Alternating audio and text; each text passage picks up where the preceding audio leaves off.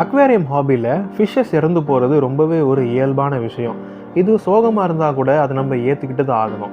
ஃபிஷ்ஷஸை யாராலுமே பார்த்தீங்கன்னா கடைசி வரைக்கும் சாகாமல் வளர்க்கவே முடியாது. அது பார்த்தீங்கன்னா ஃபிஷ்ஷஸோட ஹெல்த் ரீசன்ஸ்னால இருக்கலாம், இல்லை நீங்கள் சரியாக டேங்க் மெயின்டைன் பண்ணாமல் இருந்திருக்கலாம், இல்லைனா நீங்கள் கடையிலேருந்து வாங்குகிற ஃபிஷ்ஷை ஒரு சிக்கான ஃபிஷ்ஷை வாங்கியிருக்கலாம், இல்லைனா யாருமே எதிர்பார்க்காத விதமாக உங்கள் டேங்க்லேருந்து பார்த்தீங்கன்னா ஃபிஷ் கீழே குதித்து இறந்துருக்கலாம். ஸோ நீங்கள் உங்கள் ஃபிஷ் இறந்தால் நீங்கள் என்ன பண்ணுவீங்க? கைஸ், நான் என்ன பண்ணுவேன்னு சொல்கிறேன். ஸோ ஃபிஷ்ஷஸை பார்த்தீங்கன்னா நம்ம வீட்டில் வளர்க்குற செல்லப்பிராணி மாதிரி தான் பார்த்தீங்கன்னா ஃபிஷ்ஷஸும்.